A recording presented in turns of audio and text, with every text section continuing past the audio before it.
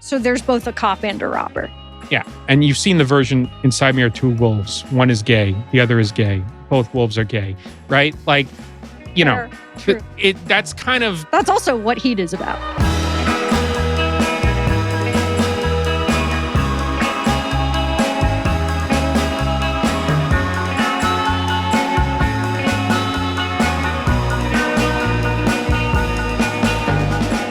Good morning. How are you? Better now that you're here. That is so bestie. That is so nice of you to say. I don't think we have enough depictions of the sweetness. That's right. The tenderness. You know, this is ultimately a show about people who love each other very much. Doesn't always seem that way. Yeah. It's like the Larry Sanders Show. He said it's all about people who love each other. And it's like, yeah, well, That's an interesting way of showing love. You know, Cruelty Has a Human Heart. A guy named William Blake said that. Wow. Or I guess he wrote it. Okay. But there's other things that are related to today's story that I think are really interesting. Specifically about what are some movies where you feel like women get it forced upon them by men like me? Well, I'm scared to say this because then all of these movies do have legions of female fans that are like, well, I love Star Wars. No one forced that upon me. Okay. I meant adults. Sorry, okay, did you have an adult example? Clarification. My experience. This is about me, not you, listener. Mm-hmm. Star Wars, I would say. Peep Show for years. The TV show. Yeah. Yeah. Sorry, we're bopping around. No. That's a great example. I will say even The Sopranos, I think I resisted for a long time for that reason, too. How about the movie Heat? Okay. This is a movie where I actually refuse to watch it based on how many men like it, which I think is kind of a fair way to go through the world. I love that for you. I love that for you. Even as someone who is one of those. Yeah. I don't think I force it on. Here's my question. Why do you and so many men love the movie so much? Chris Fleming, great comedian, has a routine about Heat being the gay love story of our times. So that's why men love it. I think they don't realize that's why they love it. But it's so many things. It's about the duality of man and falling in love with either Robert De Niro or Al Pacino. I mean, whomst among us? I mean... No one is immune to their power. No one. Those are two pretty wild crushes to have, though. I thought we don't all have them? I don't know. Maybe I'm the wrong person to ask. Yeah, you know what? Like, you're straight as an arrow. I don't want to talk to you about them, okay? Well, listen to Chris Fleming then, because obviously it's a better source on this, right? Okay. But there's something about Heat that gets to the soul of straight men where it's like, this would make me cry, bro. Like, you know, it's like all under the surface. It's the tragedy of, I can't make friends with a cop because I'm a robber. And then the other guy's like, I can't make friends with this robber because I'm a cop. You know? So relatable. Yeah. And it's really about men not being able to be friends with each other. Yeah. Which is even when they're not robbers and cops, that remains a problem. I'm afraid. Yeah, right. I'm 37.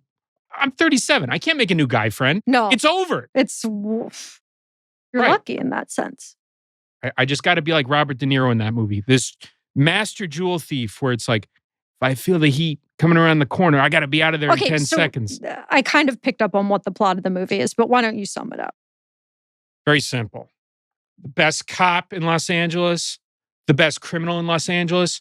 Aren't they really two sides of the same coin? Wow. Aren't they like the same guy in a way, right? And this is... classic theme. Yeah. And then it's like 3 hours long. There's more subplots than any... There's a serial killer There's so many subplots in this movie. You know what this reminds me of? The Inside Me There Are Two Wolves meme? Yeah. So there's both a cop and a robber. Yeah. And you've seen the version Inside Me Are Two Wolves. One is gay. The other is gay. Both wolves are gay. Right? Like, you know... True. That's also what Heat is about. That's what Heat is about, exactly. And but on the face of it, Heat is another production of Michael Mann, the great writer and director, who's sort of the patron saint of men like me. And this is an 80s movie? This is 90s. 90s. But 80s, Michael Mann, let's go back with Michael Mann. Michael Mann made his name. See, she's This is what I'm talking about. Okay, now we're going to listen to a monologue about the oeuvre of Michael Mann. Let's go. Come on. I'm not trying to do that. I'm just... Okay. So you're doing it. You're doing it, though. I'm doing it for the greater good of the show. I'm perking up. Let's go. Miami Vice, like that you might be into, right? Aesthetically, sure. Yeah. Okay. Well, he created Miami Vice. Okay. He did Manhunter, the first Hannibal Lecter movie, And that was in the 80s. That was in the 80s. But he also made a number of movies and TV shows prior to Heat, exploring this obsession. And here's the cool thing about it, and here's where it gets in today's episode. They're all rooted in really the same things I love, which is the Chicago underworld of the 20th century. Mm-hmm. Mann is from Chicago. A lot of his... I didn't know that. He is. He's from Humboldt Park, where I used to live. And a lot of his stuff is rooted in, and what really makes him a great writer, filmmaker, it's rooted in real stories of the sort that we talk about every week. And he has a real knowledge for it. But today's story that we're going to talk about, it's stranger than fiction. It involves his movies. It involves the depiction of real men in his movies and TV shows. Wow. And so we're not just bringing up Michael Mann as sort of this is not just me being a toxic heterosexual man. It is that, but also. But in addition to that, this is about a story that's stranger than fiction, truly. Okay. And it's about William Hanhart, a legendary Chicago police officer who is essentially the role model for a couple characters in these works, and who, as we're going to find out, he basically is Al Pacino and Robert De Niro in Heat in one guy. He's my dream man, is what you're saying. He looks like a wide-mouthed bass, so just bear that in mind. But in order to get into this story, we have to go back to the beginning. Let's go to April 28th, 1962. There's a house on the north side of Chicago at Catalpa and Francisco. Nice house. Just normal thing to have right up there.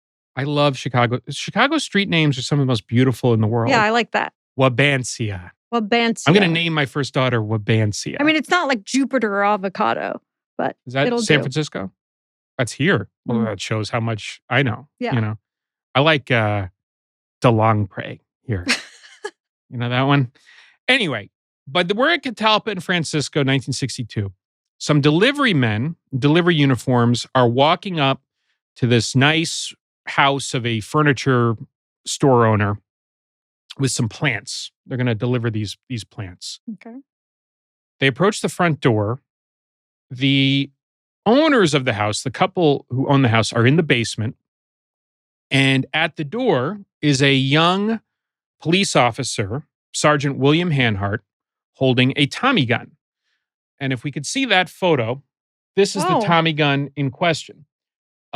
This is a weapon that my grandfather carried fighting in World War II. Oh. So this is like, and gangsters carried before him I realized, Chicago. Obviously I've heard of a Tommy gun, but I couldn't think of it in my mind. Thompson submachine gun. There you have it. What happens is Hanhart throws the door open, says to the two men, "Freeze, drop to the ground, Chicago police." Because these are not ordinary delivery men. They're not delivery men at all, in fact. They are a nasty group of home invasion burglars who have been plaguing Chicago. And what they do is, using the pretext of delivering a big rubber tree plant or some shit, get into the house. Pretty nice plant, but it's a great plant. Yeah. I wouldn't give that up. No. They get into the house, they tie up the occupants, they take all the goods, all the good stuff, get out of there, right? Mm-hmm. And home invasion, very scary type of crime. There's an expectation you're going to kill someone eventually doing this. Right. And they've done it before, right? When Hanhart announces his presence, because it's a police trap, an ambush, they know these guys are coming and they're going to get them in the act. How did they know that? That's a good question. We'll get to that. Oh, stay tuned. Unclear at this juncture. But the point is they have the drop on them. The bad guys start shooting it out with the police. The police shoot back. Two of them try to get away in a car. They light up that car with machine gun fire, kill one of the occupants, wound the other. The third guy takes off in the other direction, and Hanhart gives chase. Running. He's on foot. He's on foot. He's in his 30s at this point. He follows him to California and Catalpa. There's people everywhere. He puts the Tommy gun to one side, and he finally gets an open shot on the guy where he's not going to hit civilians, and he kills him on the corner of California and Catalpa. What luck. Yeah. This is breathlessly covered in the press. If we could see that photo again, you'll see one bandit is wounded in battle of guns, gang linked to Northside holdups. It runs in the A1 spot of the Chicago Tribune, 2 slain in police ambush, right? Wow. And we've got this beautiful portrait. That's him. That's Hanhart. He's wearing his little copper outfit with the hat. That's him later in a storied career with what they call the scrambled eggs, the dress uniform, the checkerboard hat. Why is it called that? Scrambled eggs are for that gold ribbon sort of thread running on the on the hat there. And how would you describe what this guy looks like?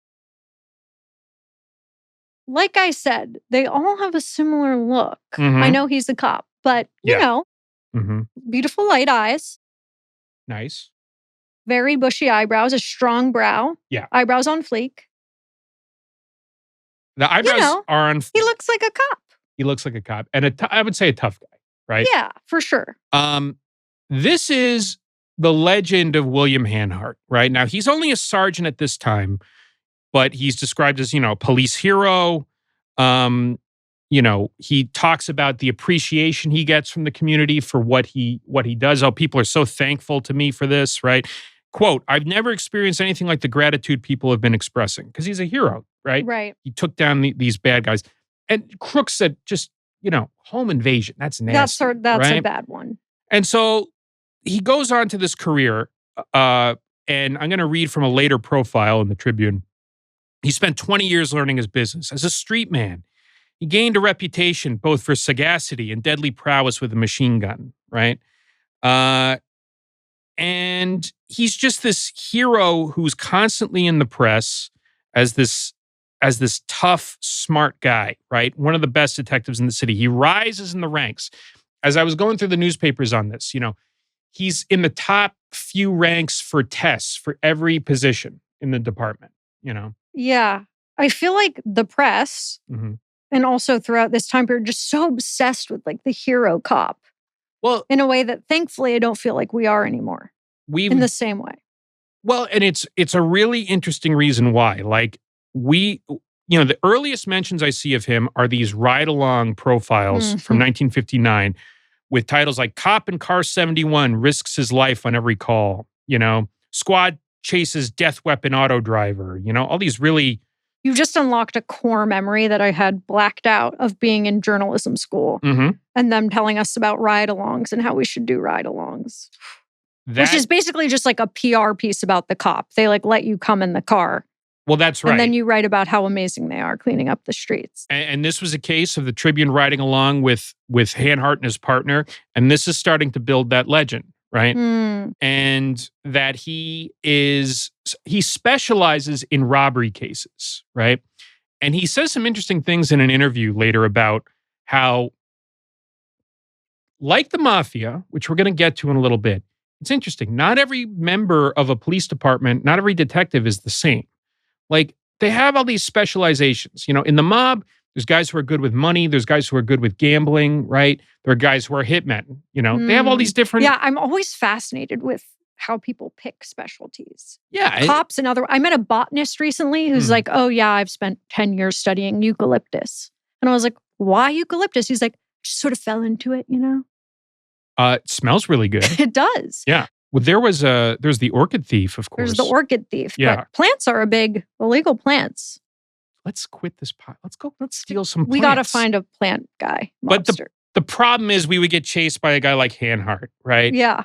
He specializes the same way the mob has that. The police has different detectives, right? and detective is just one type of cop, right? Detective is kind of the high elite one, and he's elite of the elite, right? But he's a robbery detective. Homicide detectives, I read an interview once with a private investigator who said, homicide investigators are most like murderers. Well, that's what I'm going to say. You pick a specialty in which you can really understand the way they think, which I feel like there's been like tons of TV shows about this where it's like the investigator really is just like a serial killer who doesn't act on it. Well, if you're good at it, it's like, why do you understand it so well? A homicide detective, their job is to manipulate a confession out of a suspect. Essentially, that's a crucial part of the job. And that's kind of like what a murderer does, or a sociopath does, right? Exactly. So that's one. Hanhart, on the other hand, he's a robbery man. And here's what he says about it. Robbery investigators often are rough and ready types. They know whom they're going after, and they go in with heavy equipment, machine guns and the like, right? Burglary dicks, that's what they called detectives back then, are chasing ghosts. We study the working habits of the burglar, the old MO. It's more intellectual than glamorous. A question of finding patterns, bits and pieces. Long hours of surveillance. You must enjoy the work. So, to get to what Michael Mann is going to get to later, there's always been an element that the cops have to be somewhat similar to the quarry that they're chasing, right? And we see this with these cops that we talk about on the show, is they're always like, I'm from the area. I understand the mentality. Well, and this is a great point. Hanhart is from the near West Side, from the Patch, from the Italian neighborhoods of Chicago that all these other gangsters came out of too, right? Now, his name is Hanhart because he's half German, but the other half is Sicilian, right? So he also understands, the Italian community quite well. He's been keeping tabs on these guys his entire life because he's from the neighborhood. And as he says in a later interview, quote, if I were teaching a class of potential investigators and I could emphasize only one weapon in the lawman's arsenal, I would say develop good sources. A source being a rat, a snitch, right?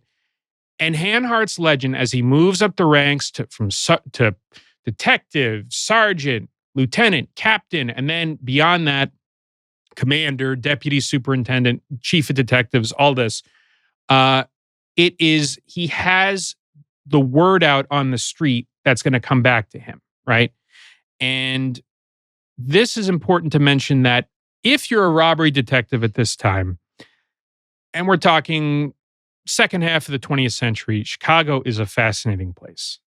It is, we have the government, and then we have the other government, right? Which is the outfit, okay? And they enforce their rule. And it's like any other economy, right? There's a flourishing market for stolen goods.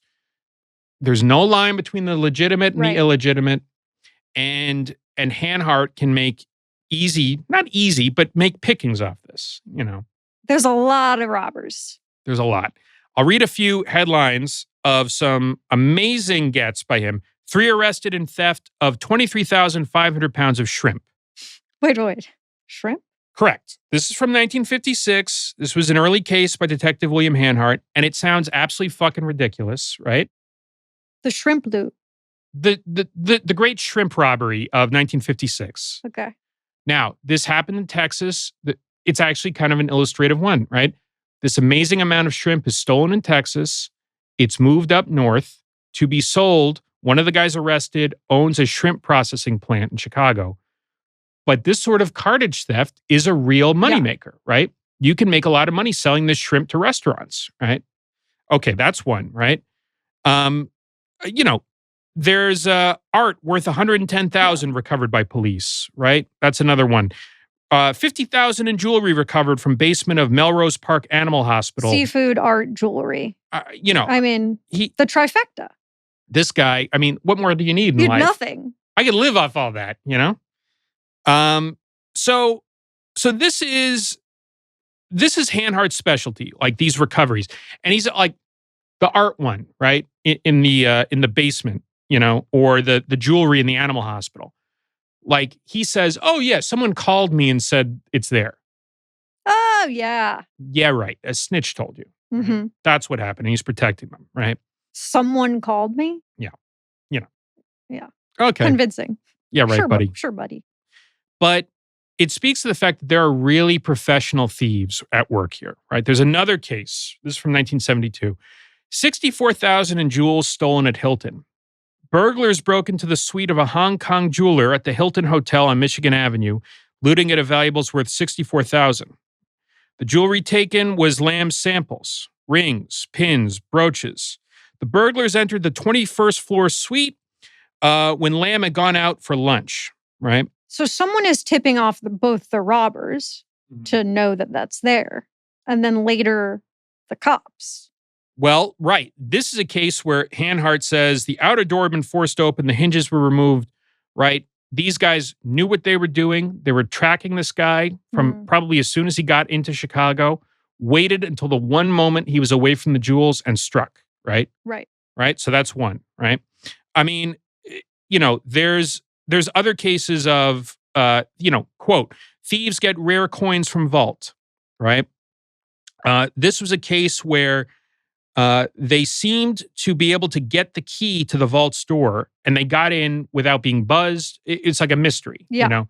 It's like amazing work. And again, William Hanhart of the Criminal Intelligence Unit, a unit he founded, is on the case. And are all these robbers a part of the outfit? Unclear, right? Okay. What we do know is the outfit controls the system of fences, of crooked jewelry shops, of they're working pawn with shops. The outfit at the very least. Here's the thing. When you get these jewels, you get these coins, it's not cash, right? You have to sell them now. And to transfer that into cash that you can actually use, you have to go through other people. And the outfit is looking over all of this, and they're going to demand their tax on all of this, right? They want their piece. Yeah. Right? That's my favorite thing too about art theft of like very specific pieces is like you steal it, but then you have a problem with selling it because once someone sees the stolen Picasso on the market, it's easier for them to track like who's going to sell the stolen Picasso. If you don't have a buyer before you do that, it's this one. Right. Besides kidnapping, it's the stupidest crime you can do.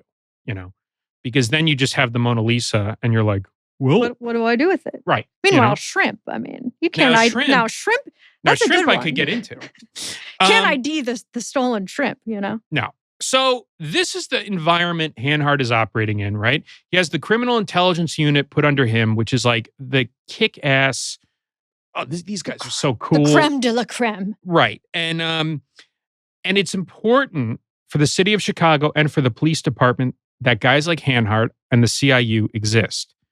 Because when there's all this corruption going on, let's just say police have to have some role in allowing this to happen. The same way the outfit demands their tax, cops need their But then if taste. they have one story a month of this cop that's catching people, it makes it seem like they're really It sure helps working. a lot. Because, for instance, 1959, when this is all happening, the Summerdale scandal happens, where it's revealed that one of these burglary rings consists of 8 uniformed Chicago police officers who are using their jobs as the means of gaining access to these homes to burgle, right?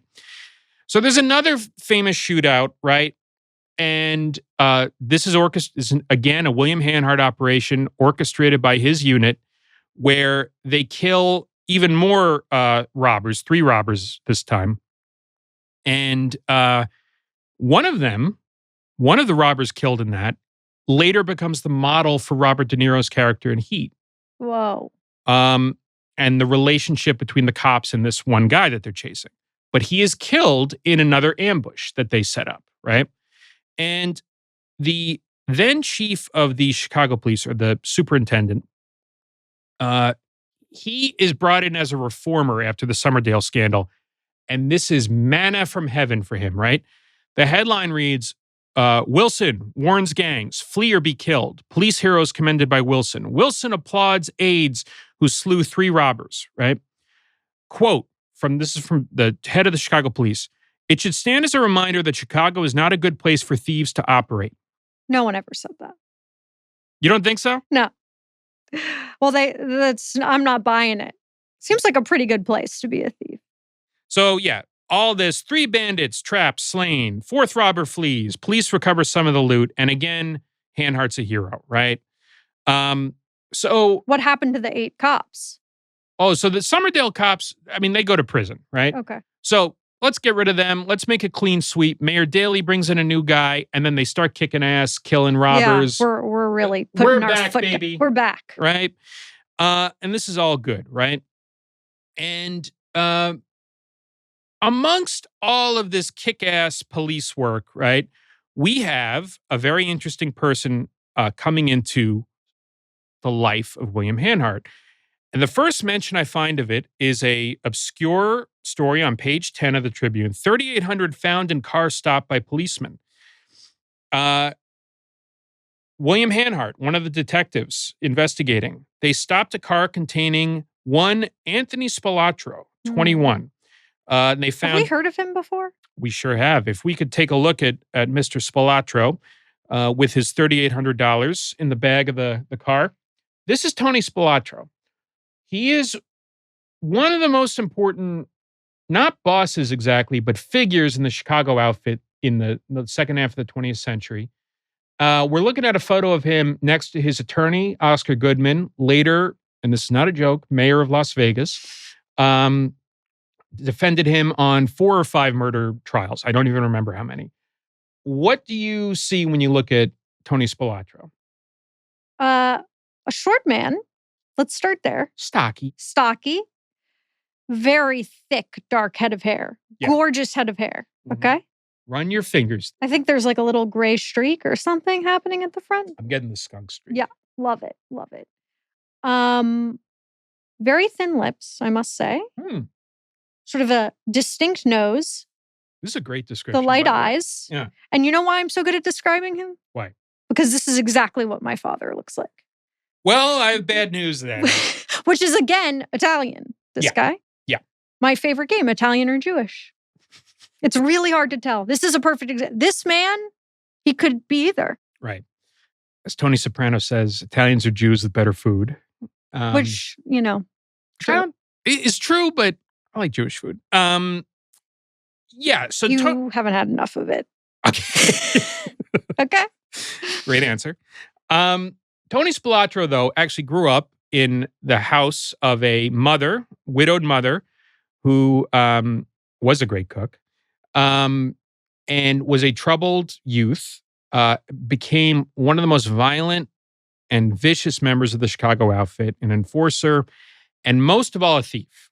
And the relationship that develops between William Hanhart and Spelatro is so notable that it inspires, in the 80s, a TV show called Crime Story, created by Michael Mann. Wow. With one of the detectives who served under Hanhart in the CIU. And the main characters of it are a detective, played by Dennis Farina, and a mob figure heavily based on Tony Spelatro. And the driving force of this show... The drama, the homoeroticism. Let's watch a clip. Okay. You want to talk about homoeroticism? Let's get into it here. You posing for pictures, or you gonna pull the trigger?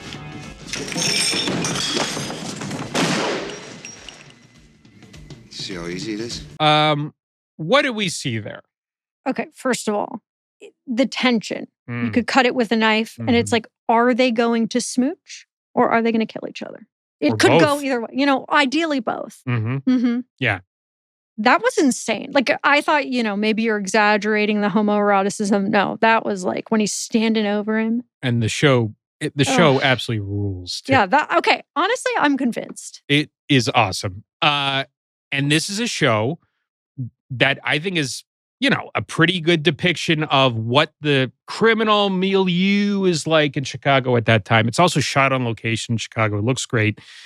But the hatred is such that it inspires a TV show where these two guys are locked in this mortal struggle for the soul of Chicago, right?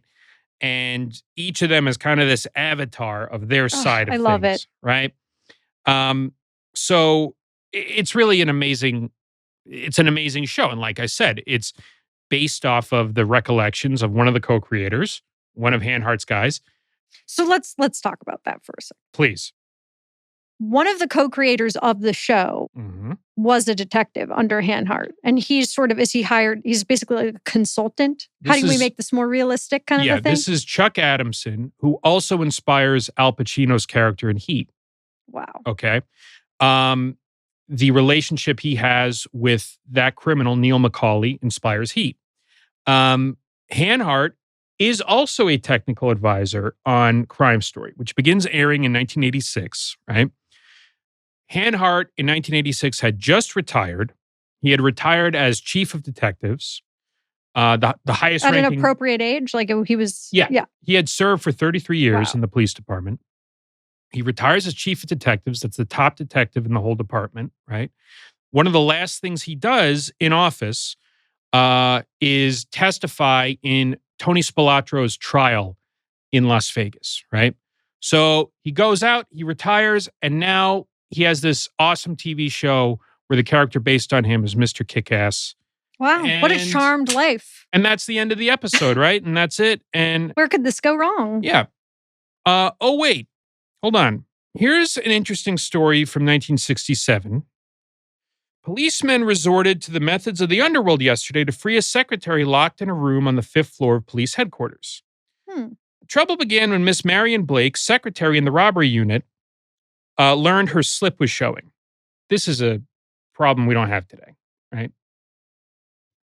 I don't think people wear slips, okay? They're being locked in there for different reasons. Yeah, right. She went in a small room to fix it, then couldn't get out. Sergeant William Hanhart of the Criminal Intelligence Unit opened the unyielding door with a piece of celluloid, a favorite tool of burglars. A dozen policemen had tried to get her out, but nothing worked until Hanhart remembered the housebreaker's trick. Oh, yeah. He just knows how to do it. Wait, what is celluloid? Celluloid's film. So I think he did the same thing. We need to teach people how to do crimes on this show. Here's how you break into any house. Okay. No, sometimes my bathroom door accidentally locks itself, so please. So the similar thing to the celluloid would be a credit card being slipped in. This is the same idea. That doesn't work too well. I've done it on my own house. Yeah. Sure. I got locked out. It's not important. It's not about me.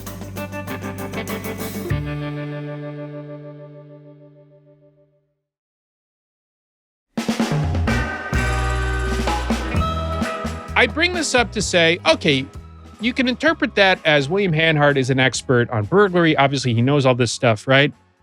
But I want to go back to something before he retired. I mean, the whole story. First of all, I'm not buying this. She's just her slip showing, and then she's locked in a room. That's the real story. What the fuck? I mean, that's a good point too. Look at you being Miss Detective, you know? Hashtag Me Too movement. Yeah, I mean... There's something weird going on. But anyways, continue. A slip showing. Here's another slip, okay? 1979. Let's go back. There's a strange series of incidents in the life of William Hanhart this year. Mayor Daley is dead. He's the longtime mayor of Chicago. There's an interim period. And now Jane Byrne is elected as the first female mayor of Chicago. She had come up in the Daley machine, but seems like maybe something of a reformer. It's unclear. There's a lot on the line here. There's been a lot of turnover in the Chicago Police Department, which has meant that Hanhart is very powerful and influential. I like that he's just this ever-present He gets figure. Results, right? And he is he can point to all these busts, right? And he gets elevated to a position under this new mayor where he's in charge of the inspectional services, which means vice, internal affairs, all the stuff. I love the category of vice. Oh, yeah. And vice historically would be where the most corrupt cops go because they can shake down people. Right. Like skimming a little, cocaine off the top to sell.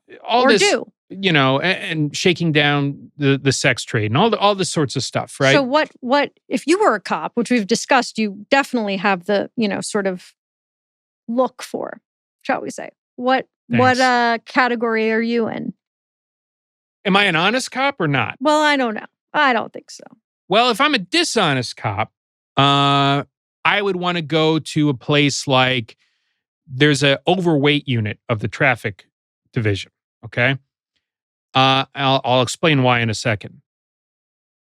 After Hanhart gets elevated to this plum spot in charge of inspectional division, a new superintendent comes in who hates Hanhart, and Hanhart hates him. And Hanhart is replaced with a guy who's considered the top expert in the entire department on the outfit. Hanhart is moved to head of traffic, which... This is a demotion, no? Huge demotion. Oh. And it's moving him, not just demoting him, it's moving him to a high-ranking position where you really can't get into much trouble. It's traffic. Interesting. Right? You can't exploit that much. Now, he brings along his favored right-hand cop, this guy named Fred Pescenti, and he starts shaking down truck drivers in the overweight division. Right?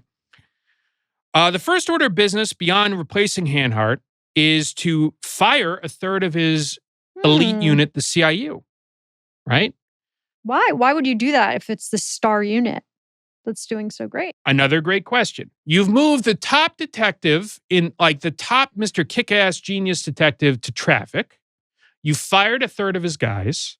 And they don't say why publicly. They're not saying why publicly. But they're shifting guys around to other units that are his guys, Hanhart's guys. Because here's another thing. He has fostered so many careers by this point that he has hundreds of detectives. He's like a mob boss.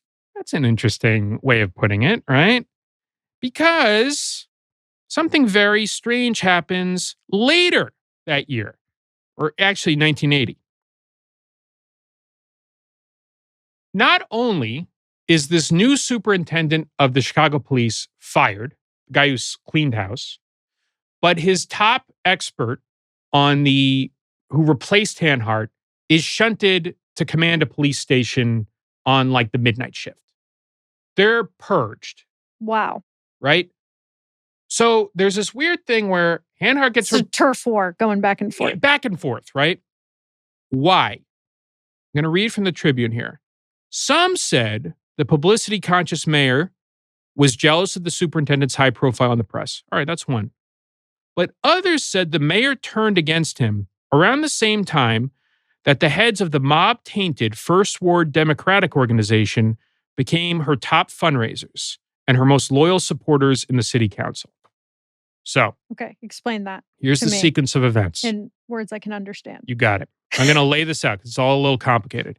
Hanhart and his crew gets replaced by the most serious crime fighters in the Chicago Police Department. Guys who have suffered in their careers for being honest and fighting the mob, right? And so they hate Hanhart. They hate Hanhart for reasons we're going to get into, right?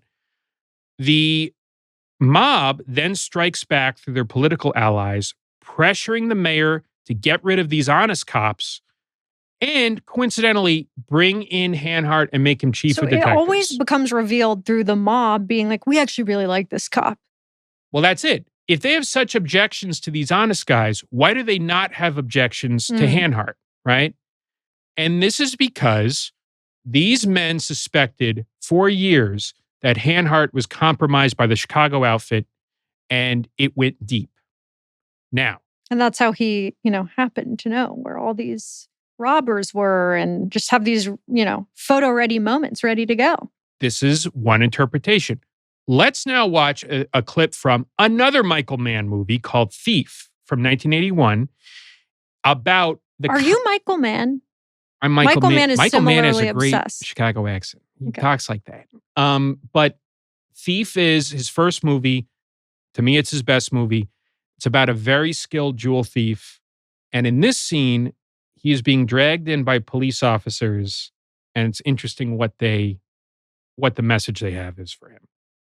It ever occurred to you to try to work for a living? Take down your own scores? Okay, fuck this guy. Okay, fuck this guy. Some of the most beautiful Chicago accent in that scene. Now, what do we see in that scene, though? Well, I'll tell you. Can you mansplain it? Please. We have the jewel thief being shaken down by the Chicago police. This is very different from the Crime Story depiction, right? Here we have... That's the same... Same director. Right, but that's not the same moment they're showing, is it? Like different interpretations. It's kind of a different interpretation of it, right? Yeah. That's what I'm saying, right? Like, here we have the police. They're not aiming a gun at Tony Spelatro, right? Mm-mm. They're essentially bringing Tony Spelatro in and saying, you need to cut us in on your scores, right? And this has plagued Hanhart throughout his career, it turns out. And here's the other interpretation of William Hanhart's charmed career, right? That he owes everything to setting up some crooks who aren't protected to take the fall and protecting others who are connected to the outfit. Yeah, and getting rid of the competition. Exactly. For the outfit. Maybe, in this interpretation, those crews that they blew away were not paying to the outfit. So how would that explain the rivalry between him and Spelatro? Is it just completely fake? What if there isn't a rivalry and between they're just besties, them, right? They're like me and you. Let's go back. Fred Pascenti, his right-hand man, Hanhart's right-hand man. Oh, okay. Okay? The guy who's shaking down truck drivers, right? By the way, forgot to mention, he's best friends with Tony Spelatro. Wait. What? What? So wait, Tony Spelatro, who William Hanhart hates, his assistant is best friends with him? Oh, it gets weird. Do they even try to hide this? Not really. So there's that. That seems like if you're a cop, you can't just like openly be best friends with the head of the mob. That's a little... So there's that. Are you at the cookout? Like, there's the fact that he's known Tony Spelatro for years and years and years and always said, oh yeah, he's just one of these young punks I roust, you know? Okay, that's one thing. But how does that explain Hanhart in 1979 intervening in a drug trafficking case against a suspect who happens to be related to the same mob politicians who forced out those honest cops? Okay? Or in 1980, he intervenes in a case in Wisconsin with an arsonist saying he's a good guy, he should be released on bond. Or in 1981, there's a leak from a very high-level meeting between the FBI and the Chicago police, which makes its way to the head of the Kansas City crime family. It must have come from this meeting because it was only a few Chicago police guys in the FBI, right? Or in 1975, Hanhart delivers a check to an electronics expert to set up some wiretapping equipment for a mob-connected bail bondsman who is very tied into looting the Teamsters pension fund. He says later it's to keep a monitor on his unruly teenage kids. Oh. And has nothing to do with the fact that he's a gangster and a crime lord. Wow. Just his kids are, I don't know. Out of control. Out of control, right? There's the fact that when the head of that Teamsters pension fund, the administrator of that, is murdered in 1983, William Hanhart's name is found in his address book, his little black book. And Hanhart's defense is... Little black book. They stay being problematic. Has there ever been a good news story about a little black book? Was Jeffrey Epstein in the little black book? Jeffrey Epstein, well, if the excuse would have been the same that Hanhart had, which is, I was in that little black book, but it's because we were neighbors in our summer places. It's always the same excuse. It's the same fucking excuse every time. It's so crazy. He said, we were neighbors at our summer places in Wisconsin. That's why. Of course. Which, that's not good either, by the way. You shouldn't be hanging out with a mob lackey in Wisconsin, right? Okay. All circumstantial still, right? Except also, Hanhart's daughter marries the son of a jewel thief and loan shark and bookie. So now he's related to the outfit. And after he retires in 1992... It's honestly very blatant. What's blatant about this to you? The way that you were talking about him before as this like hero cop, you would think, you know, he would have his, you know, connection sort of more under the surface. Well, this is actually my favorite one. After he retires, he buys a house in Florida from one of Tony Spelatro's friends. Yeah. So, buds. You know, there's a lot going on here. Now, there's also a few witnesses who say some mean things. Mean. Ken Edo, who I wrote that story on, that we've covered before, from his hospital bed says Hanhart is owned by the outfit. And not only that, that Edo has personally paid off Hanhart for protection of his gambling rackets. And then, coincidental to that, and an FBI agent told me this, the night that Ken Edo was shot, Hanhart started calling around trying to figure out which hospital room that Ken Edo was in. To try and finish the job. Maybe, right? So that's one. Another snitch, a burglar, an outfit burglar, says Hanhart was paid like $2,000 a month and got a new car every 2 years from a loan shark. A corrupt former... Pretty good deal. That's a great deal. New car every 2 years? Yeah, I love it. Sign me up, baby. As long as it's not a Tesla. But the other one is that a corrupt cop says he personally witnessed him shaking down jewel thieves in the 50s. Now, all of this is somewhat circumstantial. You can knock it down. You can say, these are just ties, guilt by association. He's moving in dark waters It's just here. his neighbor. His neighbor, right? I'm just hanging out in Wisconsin, right? But that brings us before the real denouement to that testimony he gives at the trial of Spelatro. I was going to ask about that. I needed some tea from that. What I didn't mention is that Hanhart goes to Las Vegas. This is a murder trial for Tony Spelatro, this gangster they've been trying to get for years. They have a snitch, one of Spelatro's guys, who's going to bang him up for rights on the murder.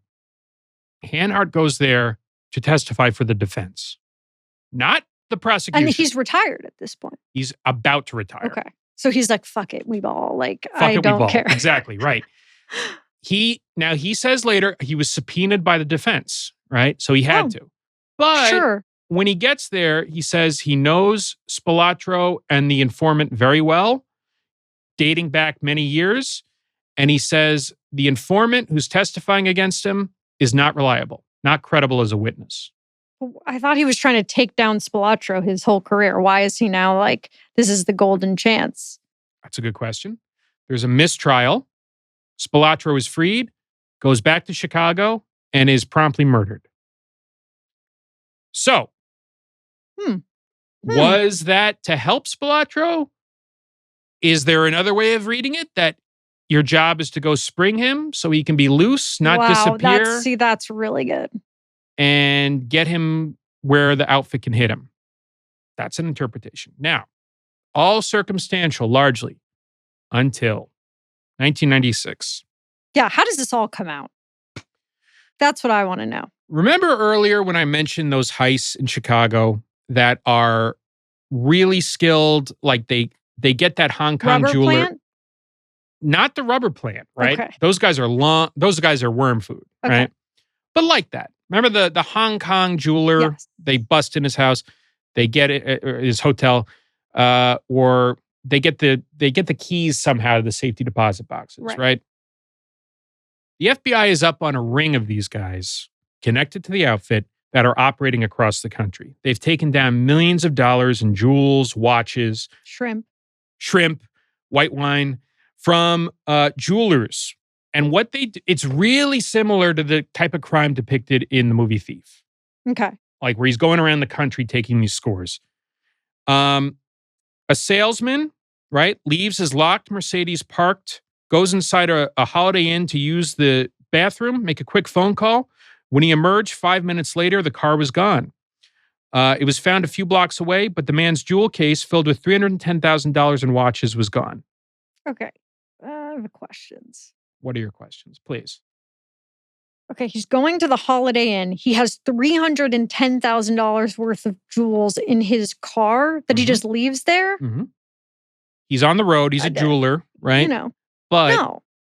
You're absolutely right to be suspicious. It's insane. It's an FBI sting. Yeah, of course. This had followed an earlier incident with the same guy, the same jeweler, in 1996, when he had another car with a smaller amount of valuable watches in it, only worth $8,000. Okay. He parks his car, similar thing in a parking lot in Indiana.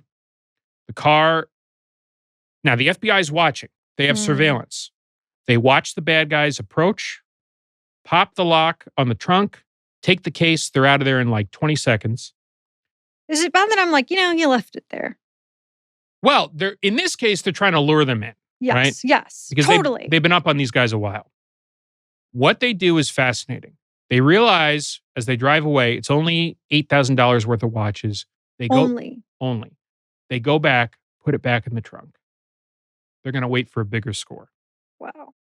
But here's what those FBI agents know from wiretaps, from the surveillance.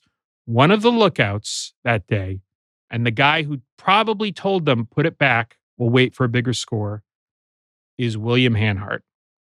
Wow. William Hanhart. So he's not just like loosely connected. He is running the ring. They have him red-handed that he is mastermind of a cross-country jewel theft ring.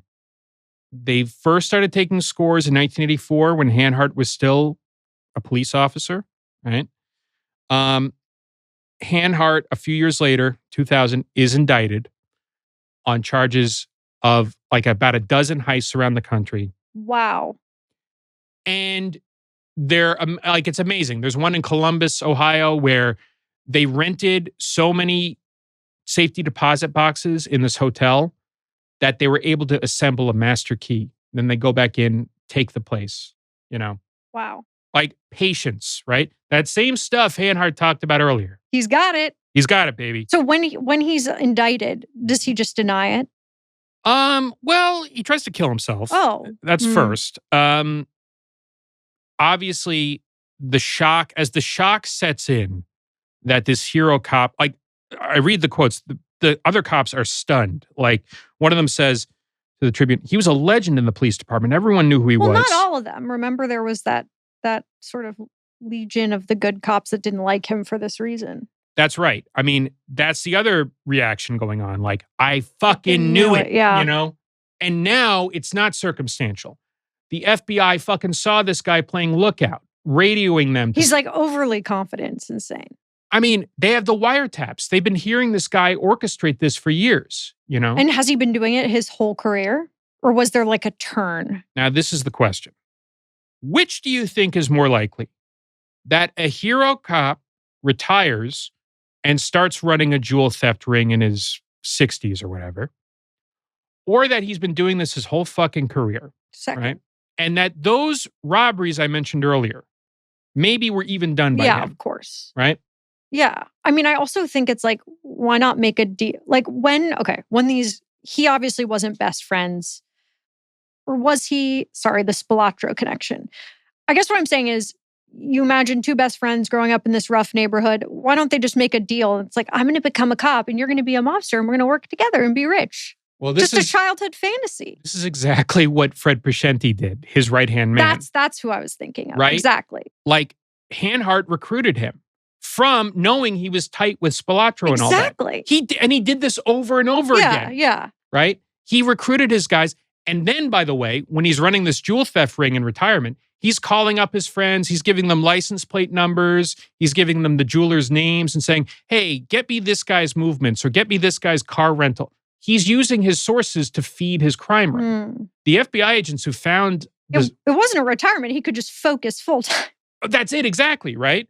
But what happens is, and this is really frustrating to me. Now, the feds finally nail him.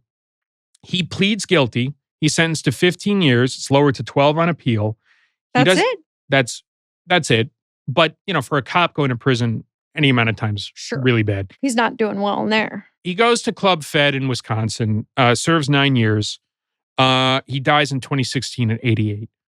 What's frustrating to me is Hanhart does not say a word about... He doesn't rat.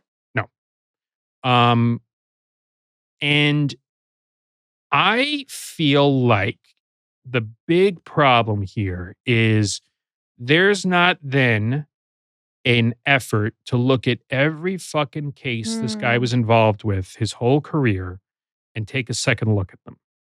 Because to me, him running a jewel theft ring, at least partially overlapping with him being a police officer, means there's a lot more to look into here. Right. There was a similar case of another high-ranking Chicago police officer who was believed to be in another criminal organization called the Ku Klux Klan. This was a guy named John Burge. It turned out he'd been torturing suspects for years, and it was a big scandal. They had to go through every case he worked on, and they found that there were wrongful convictions for many of these men, right? Whoa. They didn't do that with Hanhart. And I've always... Why? Well, I've always wondered why, right? Because you're going to find something if you look. Yeah, but it must have been really humiliating that this star that they trotted out. It's like these other cops that knew all along he was crooked. They probably just were like, it would also make our whole department and this entire, city look like shit if this really came out. I think you nailed it, right? Yeah. Now, I happen to think, I don't know this for certain. I happen to think the jewel thefts were probably the least of his crimes, but we'll never know, right? What I find so interesting is that after this Hollywood technical advisor career and and is he feeding? Let's talk about that. Yeah. Does he say what if he did a story about a crooked cop?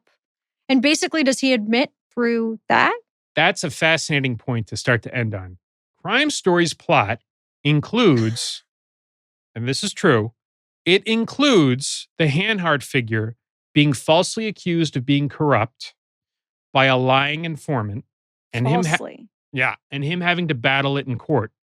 It also features the Hanhart figure being forced to testify on behalf of the Spelatro figure, just as happened in real life. He's working it out through his art, Well, and this is it. This is it exactly, right? Okay, Hanhart's so good with his sources, but, like his informants on the street, he's also good with the media. We've seen from the beginning, he's shaping his image with the reporters and the press. He's a very smart guy, we must say. Clearly he was, right? And now he's doing it with TV and movies where his point of view is being inserted, right? I don't think that necessarily makes... I still love the shows and movies, I have to admit, right? But this is another hustle. It's another racket. Of course.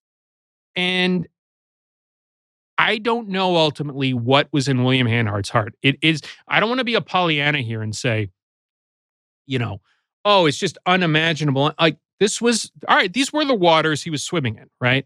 But at the end of the day, there's something very dark and cowardly at the heart of this here.